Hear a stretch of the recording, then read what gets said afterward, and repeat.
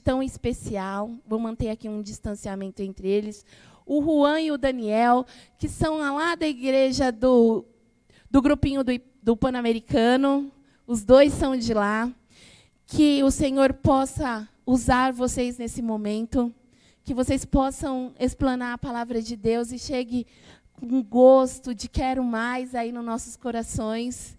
E eles vêm passar para nós, tem como título, Crise de Identidade. Você se identifica? Lá no tempo de Isaías e no tempo de hoje. Meninos, é com vocês.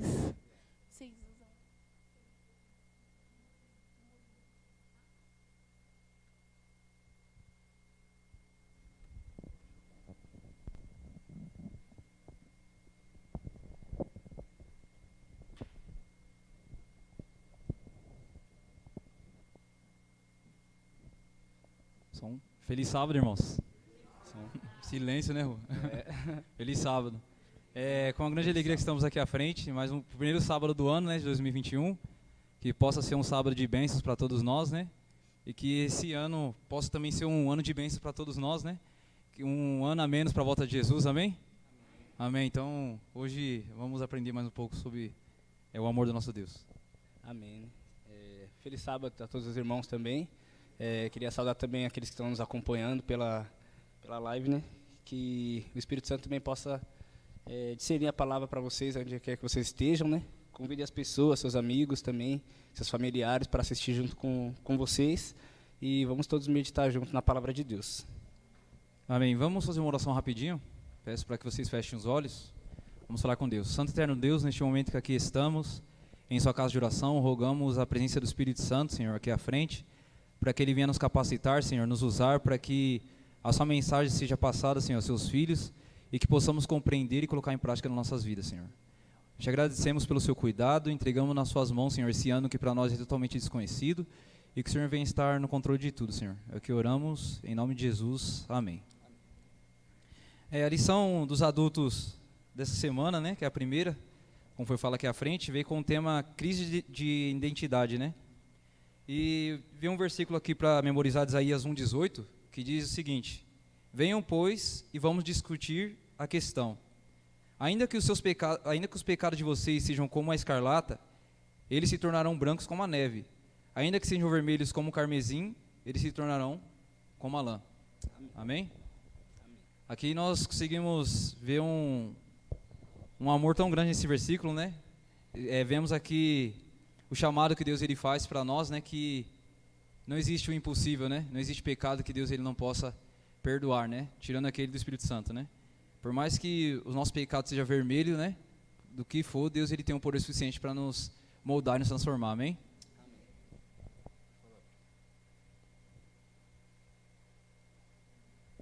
E aqui bem interessante, né? Esse texto que o Daniel acabou de ler para nós, que é o convite da graça, né?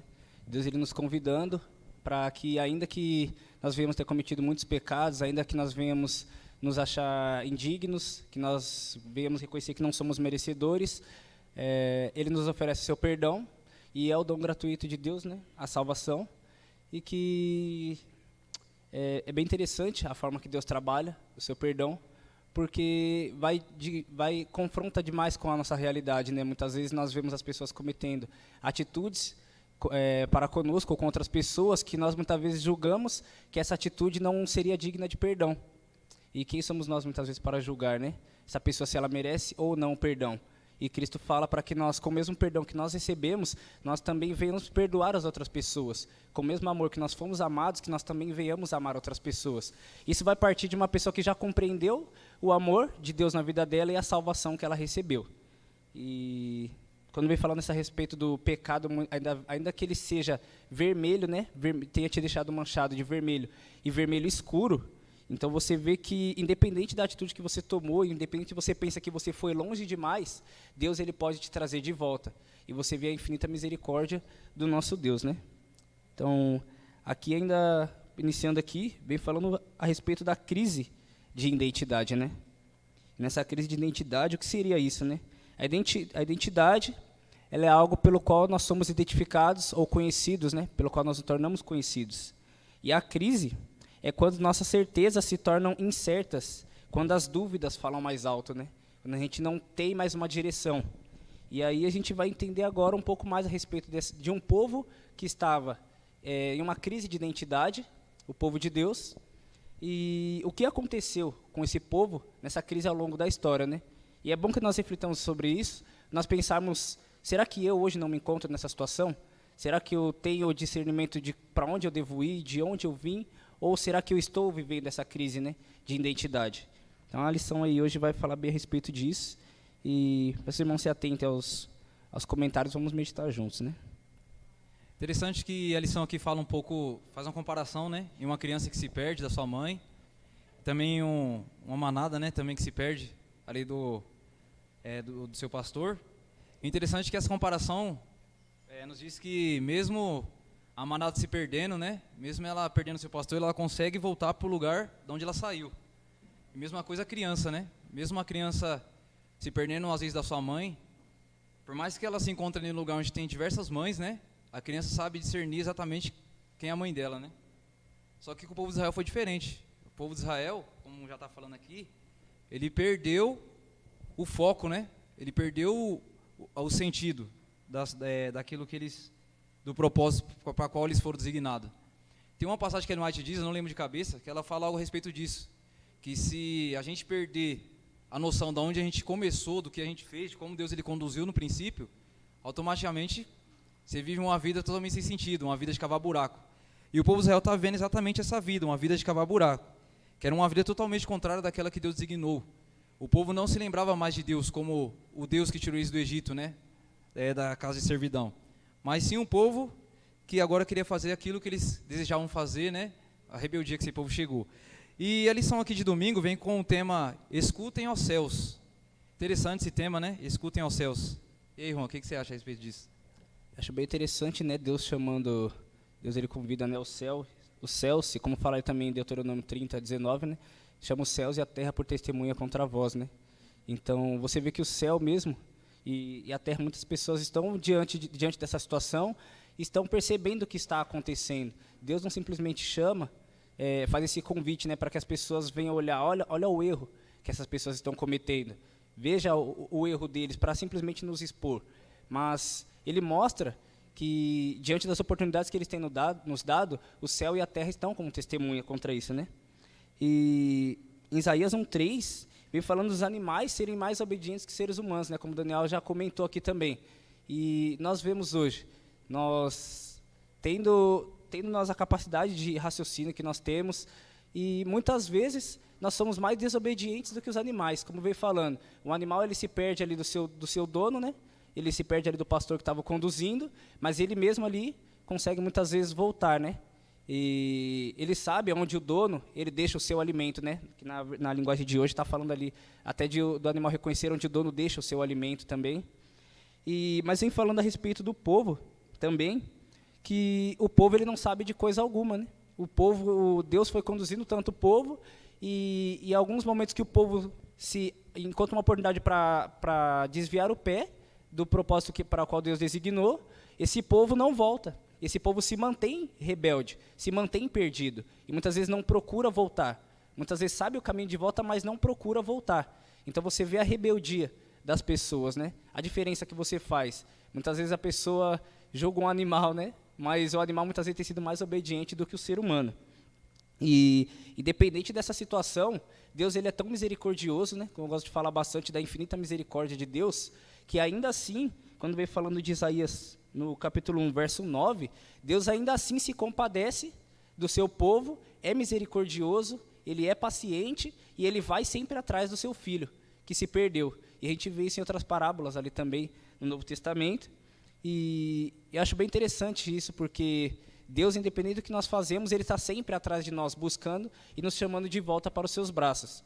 E muitas vezes nós, quando alguém erra conosco, nós não temos essa misericórdia. Muitas vezes a pessoa vem nos pedir perdão e nós rejeitamos o pedido de perdão dessas pessoas. Só que com Deus é diferente. Ele fala que aquele que vem a ele, jamais ele lança fora, né? Aquele que vem com o coração arrependido, ele jamais lança fora. Então, eu vejo essa diferença. De fato, nós temos para demonstrar o amor que Deus nos oferece, só que Deus, diferente disso, ele é amor. Ele não simplesmente tem o amor, mas ele é amor. E por isso que isso choca tanto a nossa realidade. Daniel, quiser fazer mais algum comentário a respeito do dia de domingo? Exatamente como o Juan falou, né? Deus é uma pessoa didática, né? Ele falava exatamente a linguagem que o povo entendia da época. Se Deus ele viesse com aquele conhecimento do céu, né? O povo não entenderia nada da mensagem, né? E aqui a lição também veio ressaltando a importância, né? Quer dizer, da cultura da época, que quando o rei se dirigia a um governante, né? Eles colocavam os deuses deles, né? Como testemunha do tratado ali. E Deus ele faz praticamente a mesma coisa que eles faziam na época. Deus ele não invoca os deuses, mas sim a terra e o céu, como o Juan disse aqui à frente, né? Dou a terra e o céu como testemunha do quê? Da aliança que eu estou fazendo com vocês, né? E nós vemos aqui que Deus, desde o princípio, ele sempre conduziu o povo no caminho correto, né? Mas infelizmente, devido à ignorância e à desobediência do povo, eles deram mais ouvidos para aquilo que não deveriam, né? E o foco principal de Deus como Criador acabou sendo esquecido com o tempo, né? E o Deus que tirou-os do Egito também foi esquecido, né? E nós vemos aqui que, como o Juan estava falando, né? Que Deus, ele jamais abandona nenhum de nós. Nós temos o relato lá em Gênesis, quando Adão e Eva caiu. Deus, ele não abandonou o homem, ele foi até o homem, né? E nós vemos que, praticamente no decorrer da lição, vai ser assim, né? Um povo rebelde, em que Deus está o tempo todo ali, advertindo, né? Aconselhando e ajudando o povo, e o povo sempre com a dureza do seu coração, né? E, como eu estava falando, a lição de domingo ressaltou mais essa importância sobre eles se lembrarem da aliança, do princípio, como foi feita com Moisés, né? E a lição de segunda vem falando sobre ritualismo podre. Interessante, né, esse tema, porque aqui já vem abordando um assunto interessante. Vou dar espaço para o Juan comentar um pouco aí.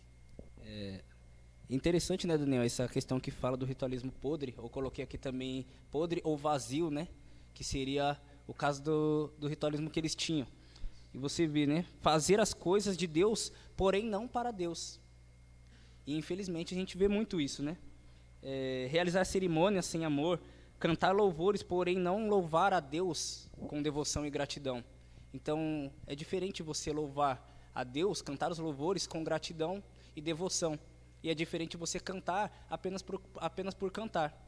Muitas vezes você vê que se você não tiver uma vida de comunhão, de fato, você não entende o propósito do qual você está fazendo aquilo para Deus. E você perde o seu foco. Infelizmente, muitas pessoas fazem isso. Infelizmente, nós estamos propensos a fazer isso, se nós relaxarmos com a nossa comunhão. E às vezes nós podemos vir aqui cantar, porém não louvar a Deus. Que ele fala que pessoas que me honram com os lábios, porém o coração está longe de mim. Então, que nós possamos focar a nossa adoração completamente em Deus. Que nós possamos buscar conhecer a Deus de fato, em espírito e em verdade. Para que nós possamos ter uma relação, um relacionamento íntimo com Deus. Que nós possamos estar próximos de verdade, né? Como ele diz, que nós possamos nos achegar confiadamente ao trono da graça, né? E estarmos próximos de Deus. É diferente eu estar na casa de Deus e diferente eu estar na presença de Deus. Porque na presença de Deus eu posso estar mesmo fora da casa de Deus. E isso não quer dizer que nós temos uma liberdade para que nós vamos... Não, então eu não preciso ir à igreja, não preciso congregar com os irmãos, quando Paulo já afirma, né? Não deixe de congregar segundo o costume de alguns, né? Mas é importante que nós venhamos congregar e estar juntos com Deus. Mas nós devemos levar a presença de Deus também para os nossos lares, para nossas escolas, para o nosso trabalho. E independente de onde quer que nós estejamos, que Deus possa estar presente conosco. Isso também parte da nossa decisão. Aonde nós iremos? O que nós vamos fazer com a nossa vida? Porque se a gente decidir visitar lugares onde eu sei que Deus não se agrada, será que Deus irá me acompanhar naquele lugar? Por exemplo, eu posso dizer... eu quero ir a uma boate. Será que Deus me acompanharia numa boate? Então, tem lugares que a gente entende que não são lugares para que nós frequentemos. E principalmente porque nós priorizamos a nossa comunhão com Deus. Priorizamos a companhia de Deus. Como nosso irmão comentou, na semana, se eu não me engano, foi na semana passada, na escola sabatina, se você estivesse em um lugar com uma fogueira... Nicolas, né? O nome dele, ele comentou na semana passada. Eu fiquei com isso na cabeça porque é realmente bem interessante para nós pensarmos. Em um lugar onde tivesse só você e Deus, e se não me engano ele comentou até a respeito de ter uma fogueira ali, né? Tá você numa fogueira ali e a única presença fosse a de Deus. Você se agradaria de estar nesse lugar? Então, nós vemos que nós possamos pensar nisso, né? Se nós priorizarmos, de fato, para mim, seria mais importante estar ali, independente do que o mundo tem a oferecer, porque ali tem a presença de Deus, então nós entendemos que Deus é a nossa prioridade.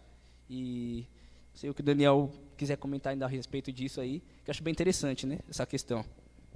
Aqui também fala, como o tema é ritualismo podre, né? Tem a ver muito com o que nós vivenciamos hoje, como o Ron estava falando aqui à frente. Infelizmente, hoje acontece da mesma maneira como aconteceu ano passado. Nós também muitas vezes apresentamos um culto podre ao Senhor, porque é um culto sem sentido, sem noção do que estamos fazendo. Nós caímos na formalidade, sabe? De estar aqui ao culto de manhã, e estar fazendo a escola sabatina, o culto divino e ir embora para casa, né? Almoçar. E a gente vê aqui no decorrer dessa história que Deus ele tinha feito uma aliança com o povo lá em Levítico, né? Do santuário, em que teria que esmolar o animal, tudo certinho. E nós vemos que realmente o povo seguiu fiel nisso daí que Deus te ensinou. Só que eles perderam o sentido da coisa, né? Como foi falado aqui, o povo, eles estavam fazendo o sacrifício corretamente, mas o coração deles estava o quê? Tudo cheio de maldade, né? Eles não ajudavam as pessoas órfãs, né? Não ajudavam os pobres. E aqui a Bíblia declara que Deus ele meio que dá um alerta para o povo, né? Que ele fala, chega, eu não quero saber mais de holocausto. Vocês já estão me oferecendo demais, isso daí não está adiantando. É a mesma coisa, né? De a gente, hoje em dia, querer fazer diversas coisas da nossa maneira, sem colocar Deus à frente das coisas. Então, não é pelo o tanto de holocausto que o povo fazia que ia fazer com que o povo se salvasse. Não. Por quê? Porque Deus ele não está preocupado com o holocausto, com o sacrifício, né? Ele quer saber o quê? Da obediência. E a obediência do povo foi esquecida por completa, né? O sentido do holocausto. Eles matavam o animal por matar mesmo, imaginem. Dava a hora ali, 3 horas da tarde, dava o horário certo, né? E chegava o pessoal com o animal lá, matava e ia embora. Matava e ia embora, não tinha toda aquela reverência, sabe? O povo tinha se perdido completamente. E o povo estava ofendendo demais o quê? O seu próximo, né? Estava acabando com os órfãos, com aqueles necessitados. E aqui a lição já vem enfatizando que quando a gente ofende o nosso próximo, a gente está ofendendo quem o criou. E hoje é da mesma maneira. Quando nós agimos da vontade contrária de Deus com o nosso próximo, a gente está ofendendo o próprio Deus. E muitas pessoas se esquecem desse tamanho de responsabilidade que temos. Todos nós somos feições criaturas de Deus. Todos nós viemos do mesmo Pai. Por isso que o amor fraternal tem que existir no nosso meio. Nós devemos amar uns aos outros como Jesus nos ensinou, né? E, infelizmente o povo estava fazendo o contrário disso. O povo estava querendo só saber em matar animal, em fazer o ritual e mandar o pessoal embora. E a lição também enfatiza aqui que Jesus, no tempo dele, como já estava acontecendo isso daí há muito tempo, né? Desde Isaías, desde quando o povo acabou ali com Nabucodonosor, acabou o povo ainda continua nesse ritualismo podre, né? A gente vê que tipo, Jesus ele dá uma advertência para os fariseus, né? Ele chama eles de hipócritas, né? De hereges, que aquilo que eles fazem também era um ritual totalmente sem sentido. Como alguns aqui já conhecem, no decorrer da história, depois que Jesus morreu, o povo ainda continuou nessa prática do ritual. Não havia uma necessidade do ritual, né? Mas o pessoal ainda fazia. Em um determinado momento, Israel foi destruído ali e isso acabou por completo. E nós vemos aqui que quando a gente perde o foco, né, o sentido da coisa, dificilmente as coisas vão andar corretamente. E o povo tinha esquecido exatamente o que? Da promessa até do Messias, porque se você se esquece do propósito principal do sacrifício, você vai esquecer de tudo, né? Do objetivo central. Eu acho bem interessante isso aí, Daniel, que você comentou, porque como ontem a gente estava estudando junto também a lição, e a gente comentou bastante, e engraçado que diversas vezes o texto de Isaías 58 voltava sempre à tona aqui na questão, né? Porque o que o Daniel comentou a respeito desse ritualismo podre entra demais no contexto de Isaías 58, que fala do devido jejum, né, a verdade, o que Deus esperava do povo e o que o povo estava fazendo de errado. E na linguagem de hoje é bem interessante porque ele deixa muito claro a atitude do povo, né? O povo, ele fala que o povo se achegava a ele como quem tinha prazer. Só que repara o detalhe que ele fala ali no começo. Vocês se achegam a mim como quem tem prazer em me servir, como quem tem prazer em me adorar. E isso é interessante, porque eles demonstravam de fato um certo respeito com as coisas de Deus, porque eles faziam aquilo à risca. Porém, eles faziam em vão, porque Deus fala, vocês fazem tudo isso, porém, vocês estão fazendo essas coisas e omitindo aquelas, que na verdade vocês deveriam, em jejum, vocês cuidar do seu próximo, ajudar o seu irmão, e isso vocês não estão fazendo. Vocês estão priorizando só se chegar próximo de mim, porém desprezando o seu irmão. E a palavra diz, não destruas aquilo pelo que Deus morreu. E ele morreu exatamente pelos irmãos que eles estavam a desprezar naquela situação. E ele vem falando ali de que o povo, eles em seus jejuns, como ia fazer que Deus ouvisse as orações deles naquele momento, sendo que o jejum deles era completamente destituído de amor, né? Você vê que eles faziam todo aquele ritual, porém eles não cuidavam do teu próximo. Eles xingavam o seu próximo nos seus dias de jejum, eles batiam, e na linguagem de hoje, é interessante que coloca bem esses aspectos bem forte, porque fala, vocês chegam até xingar uns aos outros e a bater uns nos outros. Então, veja o ritualismo podre, né? Eles faziam tudo ali para a vontade de Deus, porém, demonstrar o amor para o seu próximo, eles ainda não tinham aprendido a fazer isso, que era uma das coisas mais importantes, né, no que se resume a lei. Amar a Deus, acima de todas as coisas, e o próximo como a si mesmo. Então, se eles faziam tudo aquilo para se chegar a Deus, por que não estender a mão para o seu próximo e levar ele junto para próximo de Deus, que era a vontade de Deus, né, naquela situação.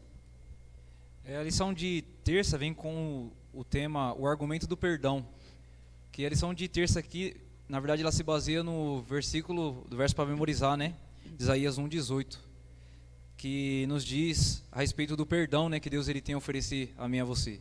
Então vou deixar o Juan aí comentar também. Engraçado aqui, né, que vem falando do argumento do perdão, e novamente volta, né, talvez na Bíblia de vocês esteja também aí o título, né, o convite da graça que Deus nos faz, e o Senhor diz, né, venham cá, vamos discutir este assunto. Os seus pecados os deixaram manchados de vermelho escuro, mas eu os lavarei, e vocês ficarão brancos como a neve, brancos como a lã. Então você vê como esse argumento que Deus traz, ele choca demais a realidade daquele povo e também choca demais a nossa realidade, porque nós vemos o perdão de Deus sendo completamente puro, né? Ele não vem com orgulho, não tem um pingo de orgulho, você não enxerga no perdão de Deus. Ele não é receoso ao perdoar, ele realmente perdoa de todo o coração.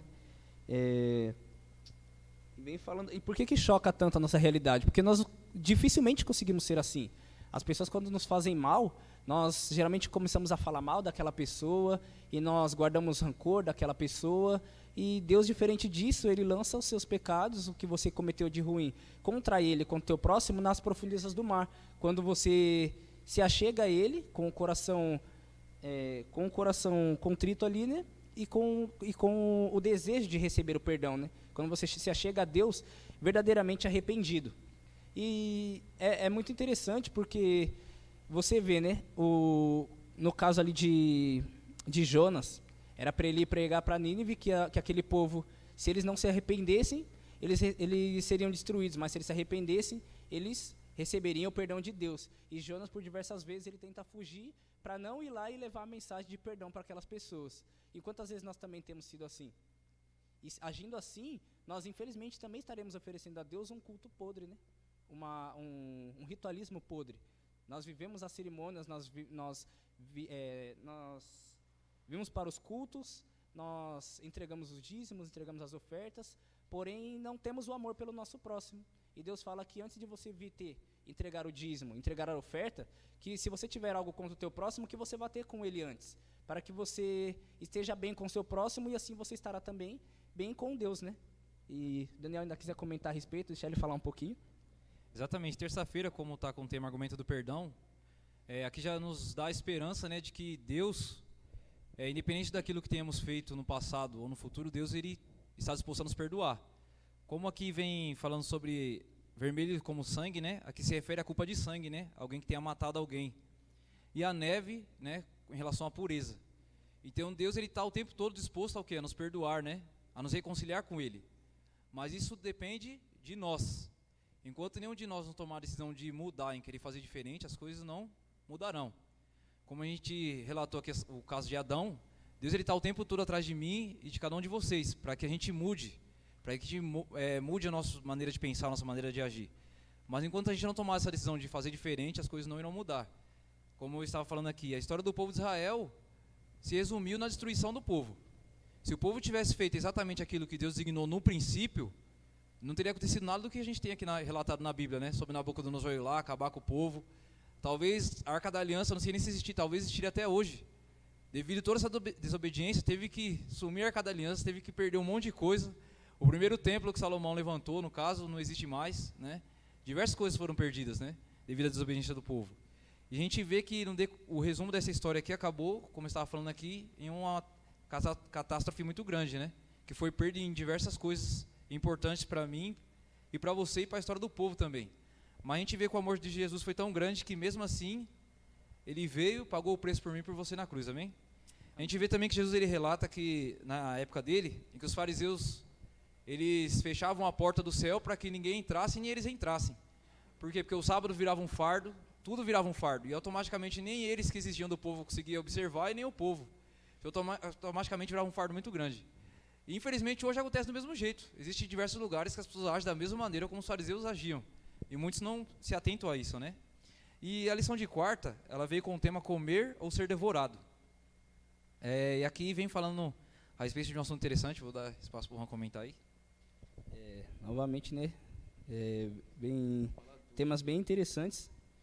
E confesso que quando eu estava estudando essa lição com o Daniel, a gente comentava demais e a gente se surpreendia com cada detalhe, né, dessa lição. A gente achou bem interessante, porque a gente estuda a lição dos jovens, e a gente tem que estudar essa dos adultos para poder comentar aqui.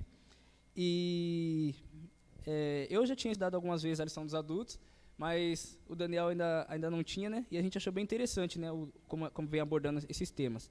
Vem falando aqui como comer ou ser devorado. E vem falando Isaías 1,19.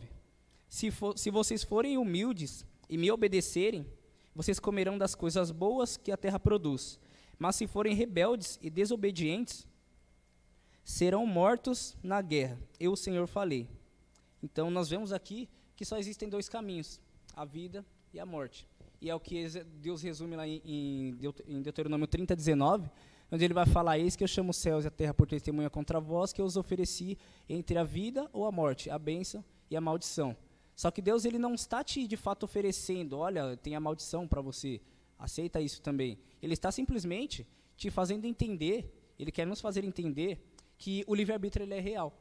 E nós podemos escolher servir a Deus ou não. E dentro dessa questão aqui, Deus não simplesmente ele comenta que ele não simplesmente fala que ele está te oferecendo que tem a vida e a morte, a bênção e a maldição para você escolher, mas ele é o melhor professor de fato, porque ele ainda te incentiva a escolher o melhor, porque ele diz: escolhe a vida para que vivas tu e a tua descendência, né? Então nós vemos de fato o grande amor de Deus. Ele não simplesmente nos dá a liberdade de escolher servir a ele ou não, mas ele ainda nos incita a fazer isso, escolher o bem para cada um de nós, né? E nós escolhendo ficar do lado de Deus, nós receberemos as suas bênçãos. E vem falando aqui, comer ou ser devorado. Qual é a nossa escolha? Ele diz, vocês comerão das coisas boas que a terra produz, se vocês forem humildes e me obedecerem. Então nós vemos as grandes bênçãos que Deus tem preparado para nós, se nós formos obedientes a Ele. Mas que se nós não formos obedientes, nós nos rebelarmos contra Ele, infelizmente a consequência dessa rebeldia vai ser a perdição. Ele não simplesmente pode vir aqui e te destruir, mas viver uma vida aqui sem obedecer a Deus é viver uma vida sem sentido, viver uma vida sem esperança. Porque quando nós nos encontramos em uma situação de dificuldade, em uma situação muitas vezes de escassez, nós não temos esperança. E quando nós vivemos sem esperança, nós nos afundamos cada vez mais, porque nós não temos motivos para continuar lutando. Nós não temos esperança alguma. Porém, ainda que nós venhamos nos encontrar num tremendal de lama, quando nós conhecemos a Deus, nós confiamos em Tua graça, em Teu perdão e em Seu amor, nós ainda assim podemos comer o melhor dessa terra, né? Porque Ele diz que Ele estende a Sua mão e nos tira daquele tremendal de lama. Isaías, se eu não me engano, 41, verso 10, vai falar também que Deus, Ele diz assim: não temas, né? Porque eu te tomo pela tua mão direita e te digo, não temas, porque eu estou aqui e eu te ajudo. Então você vê a presença de Deus a todo momento na sua caminhada com Deus. E essa questão de escolher, né, servir a Deus por amor, tem uma história interessante. Eu vou tentar resumir aqui para que dê tempo do Daniel comentar também um pouquinho. A história de um escravo, que ele estava sendo leiloado E esse escravo sendo leiloado, ele dizia que ele não ia mais trabalhar como escravo, não ia trabalhar mais como escravo, mas mesmo assim, como ele era um escravo que sempre trabalhou muito bem, sempre se esforçou muito, era um rapaz forte e alto, todas as pessoas queriam ter ele como escravo. E aí o que aconteceu? Nesse leilão que estava sendo leiloado, enquanto se davam os lances a respeito dele, ele dizia, eu não vou mais trabalhar como escravo, não vou mais ser escravo, eu já decidi. E as pessoas mesmo assim davam altos lances por ele, e um rapaz chegou a dar um lance tão alto que acabou adquirindo aquele rapaz como escravo. Só que quando ele levou esse rapaz para casa, no caminho, ele falava assim, olha, você perdeu o seu tempo me comprando porque eu já decidi que eu não vou mais trabalhar como escravo. E aí, ele falou, e o rapaz seguia quieto, né? Quando chegou na casa dele, havia sido preparado um banquete na casa, em sua fazenda, e ele estava lá, reuniu sua família para comer, e ele convidou o escravo e falou, olha, pode se sentar e comer conosco. E o escravo dizia, não, eu não vou comer, não adianta querer me comprar com comida, não adianta me comprar, porque eu já decidi, não vou mais ser escravo. E aí ele falava assim, e o rapaz dizia, não, pode comer, tudo bem, não, eu só quero que você coma mesmo, pode sentar, fica à vontade. E ele dizia, batia o pé, não, eu não vou sentar, não adianta querer me comprar, eu não vou mais ser escravo. E aí ele pegou e falou, olha, tá bom, vou te contar o que aconteceu. Lá naquele leilão, eu fui buscar você, não para você ser meu escravo, eu fui lá para comprar sua liberdade. E o rapaz, sem entender, ele, como assim comprar minha liberdade? Ele, não, eu fui lá para comprar sua liberdade, você é livre. Uma prova disso é que eu não estou te aprisionando com correntes, você está livre, você está solto, você poderia ter fugido. Mas, para que você compreenda de fato, a gente vai lá para dentro e vai deixar você aqui sozinho. E aí você pode comer, e depois que você acabar de comer, a gente volta. E o rapaz ficou lá, né? E eles entraram para sua casa lá, com a sua família. E o rapaz, quando ele começou a se dar conta daquela situação, que ele realmente estava liberto, ele começou a sentir uma grande emoção. Ele começou a chorar, e ele ficava assim, será mesmo? Eu estou livre? Uma sensação que ele nunca tinha experimentado, a verdadeira liberdade ali, né? E aí ele começou a chorar, se emocionou muito, e ele disse para uma das empregadas do rapaz, ele disse, olha, chama aquele rapaz que veio comigo, que me trouxe. E o rapaz voltou, você está falando sério mesmo? Eu estou livre? Eu não vou mais ser escravo?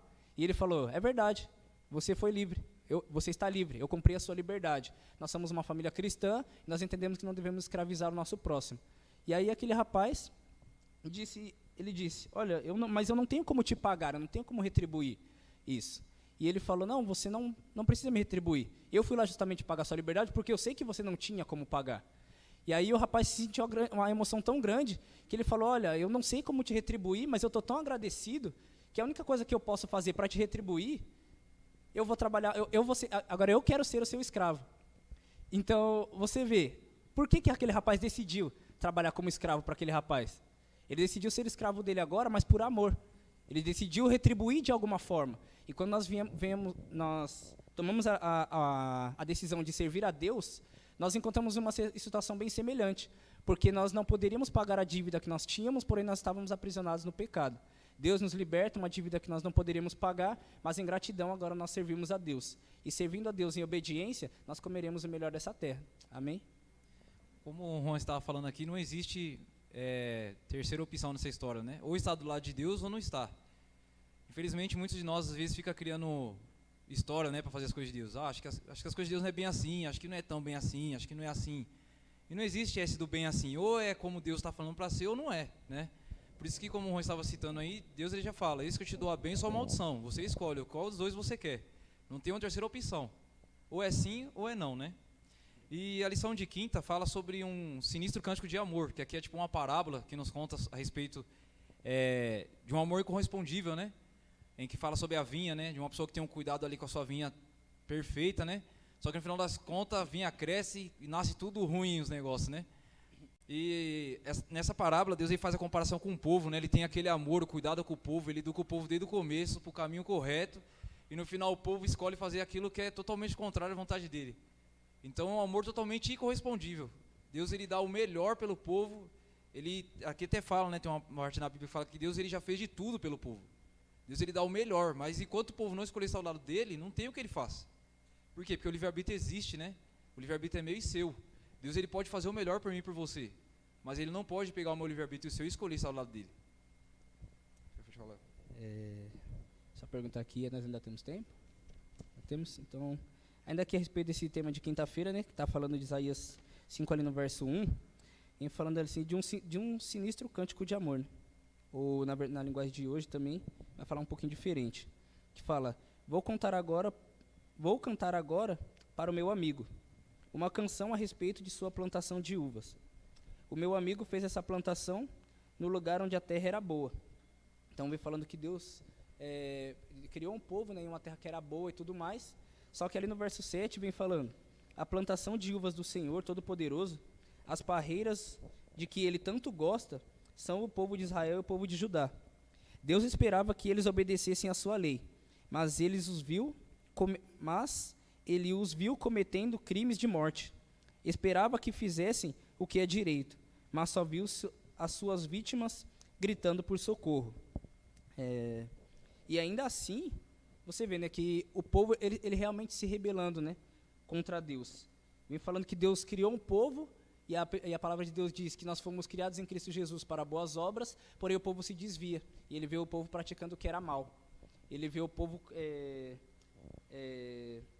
vem falando aqui, cometendo crimes de morte, né, e esperava que fizesse o que é direito, mas ouviu as suas vítimas gritando por socorro. Então, ao invés dos outros povos, né, agradecerem a Deus por Deus ter colocado um povo, levantado um povo, para proclamar a libertação, né, das amarras do inimigo, que o povo estava aprisionado no pecado, ele vê esse povo oprimindo as outras pessoas.